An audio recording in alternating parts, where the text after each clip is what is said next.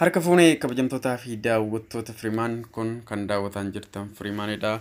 Firimaan yeroo hundumaa wantoota haaraa, wantoota biyya keessatti qabatamaa fi wantoota Oromiyaan keessa jirtu haala irra jirtuun qoratee akkuma jiruun wantoota biyya keessaa akka argatetti karaa kanaan isiniif dabarsuuf qophii akka xumuretti isiniif wantoota biyya keessa ta'aa jiru Oromiyaan naannoo garaagaraa Arsii, Diddaa, Duukam akkasumas Baalee Roobeerraa wantoota gama Finfinneetiin ta'aa jiru guutummaan guutuutti karaa kanaan kan isiniif dabarsinu ta'a. Turtiin keessan nu wajjin haa ta'uun affeerraa keenya. Egaa haaluma akkuma beekamu qaamni biyya bulchaa jiru mootummaan Abiy Ahmad Aliin durfamu yeroo ammaa kanatti qaamolee mootummaan durfamu guutummaan guutuutti jechuudha.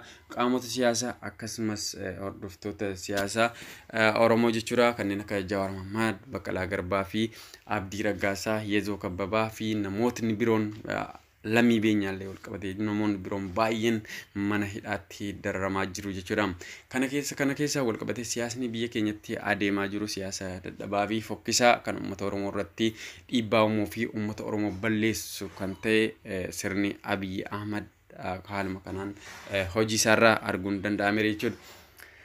Akkuma beekamu qaama amma mana hidhaa jiran obbo Jawaar Mohaammed akkasumas Baqqalaa Garbaa, Hamzaa Booranaa, lammii beenyaa namoota mana hidhaa jiran guutummaan guutuutti jechuudha.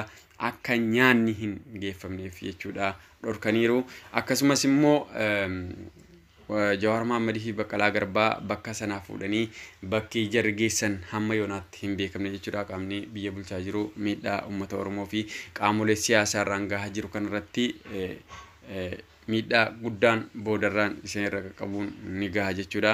Akkasumas immoo hawaasni biyya addunyaarra jiraatan baqattoonni biyya addunyaarra jiraatan mormii adda addaa gaggeessaniin jechuudha. Abiy Ahmad haala dadhabaa fi haala mufachiisaa keessa hojiin isaa kun galcheera. Mootummaan addunyaa kun akka gurratti qabaattu hundumayyuu argaa jirra. Amma gara oduu biyya keessaa isa ijoo kan karaa miseejiitiin wantoota ergameen isiniif ibsuu barbaada. Dhageettiin keessan hordoffiin keessan Firimaan waliin haa ta'u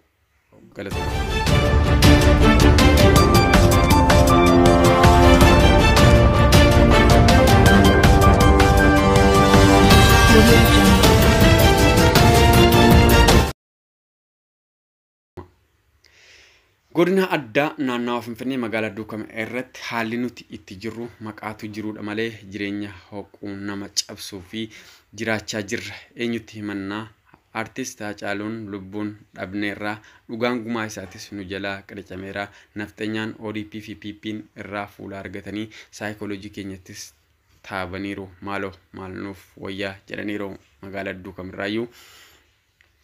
Warri OMN baganuuf jiraatan miidiyaan dhaggeeffachaa jirru isin qofa magaalaa keenya keessatti karaa guddaa Finfinnee irraa gara naannoo Amaaraa, Goojjam, Baahir Daarii fi kan kana fakkaatu deemanidha. Haa ta'u malee guyyaa har'aa kana lagannaan gabaa qeerroon labsafachuun sochiin takka illee hin jiru. Hanga yoo hayyoonnii fi hooggantoonni siyaasa keenyaa hidhaa ba'anitti qabsoon keenya karaa adda addaatiin itti fufa.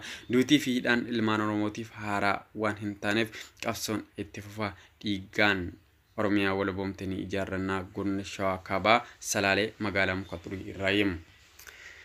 Yeroo ammaa kanatti godina Arsii Lixaa magaalaa Dodolaatti reebichaa fi dorsa hamaan humna waraanaa mootummaan nafxanyaatiin dararaan guddaan nurraan gahaa jira. Haa ta'u malee magaalattiin akkuma cufametti jira. Yeroo ammaa kanattis mana namaa irra deemaa caccabsuutiin jiran dunkaana keenya caccabsaa jiru magaalaa Dodolaa irraayyuu dhaamsii qeerroon nuuf ergeem.